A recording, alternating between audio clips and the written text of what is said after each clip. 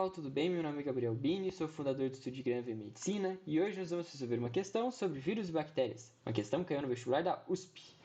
O vestibular da USP colocou nessa questão 3 afirmações. Os seres vivos são constituídos por uma ou mais células, os seres vivos têm material genético interpretado por um código universal e, quando considerados como populações, os seres vivos se modificam ao longo do tempo. Beleza. Admitindo que possuir todas essas características seja requisito obrigatório para ser classificado como ser vivo, é correto afirmar que. Então, ele colocou essas 3 afirmações, que são características de seres vivos. E essa questão ela quer saber, basicamente, se os vírus ou as bactérias, se eles são seres vivos ou não. Então, vamos revisar lá. Os vírus eles são acelulares e eles não possuem células. Eles possuem RNA ou DNA, e eles têm ausência de núcleo, ribossomos e organelas membranosas. Por que eles têm ausência dessas organelas? Porque os vírus eles são muito pequenininhos. Eu até cheguei a anotar aqui que os vírus eles têm um tamanho de 0,02 e 0,2 micrômetros. É muito pequenininho. E por isso eles não têm espaço para ter essas organelas.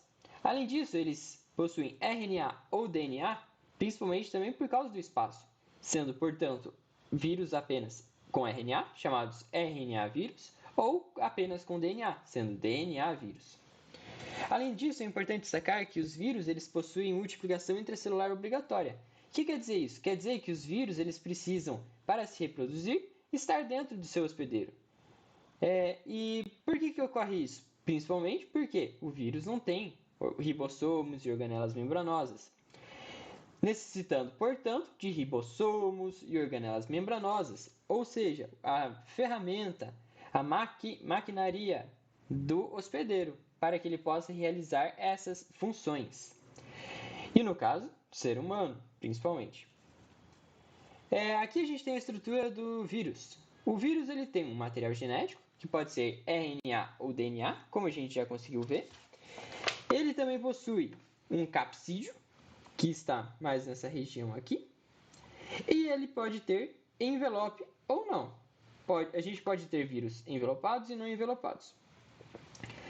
Mas também pode ter proteínas aqui no interior, que vão auxiliar o vírus a realizar suas funções.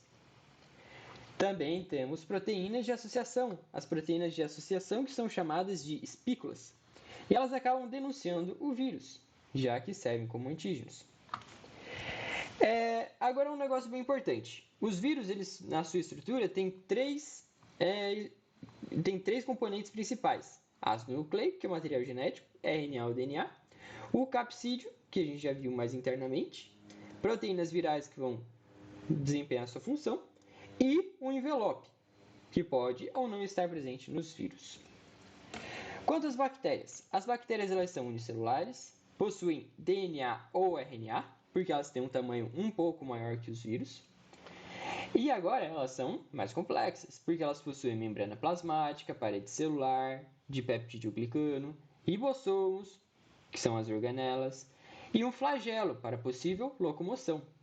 E as bactérias, por sua vez, elas fazem uma reprodução assexuada e conseguem fazer reprodução fora da célula do hospedeiro. Aqui a gente tem um exemplo da estrutura de uma bactéria. Agora a gente tem fímbrias, que elas vão auxiliar na adesão, uma cápsula que vai circundar aqui, que vai formar a estrutura, uma camada externa, uma camada mais interna de membrana, formando parede celular. Lembrando que a gente tem o peptidoglicano, que é muito importante para a bactéria, uma membrana plasmática, um DNA nucleoide, também podendo possuir RNA. E o flagelo aqui para a locomoção. Então, a gente conseguiu ver que as bactérias, por elas terem um espaço maior, por elas terem um tamanho maior, elas podem ter algumas organelas, algumas estruturas bem importantes. Agora vamos comparar. Então, a gente viu bactérias e a gente viu vírus. E vamos ver se eles são seres vivos ou não. Vamos começar pelas bactérias. Então, os seres vivos são constituídos por uma ou mais células. Bom, as bactérias a gente viu que são unicelulares. Então, com certeza, elas são seres vivos. por esse princípio. Próximo princípio. Os seres vivos têm material genético interpretado por um código universal. Perfeitamente, bactérias têm RNA ou DNA que seguem o código universal. Quando considerados como populações, os seres vivos se modificam ao longo do tempo. Perfeitamente, bactérias elas podem sofrer mutações, elas podem se modificar ao longo do tempo.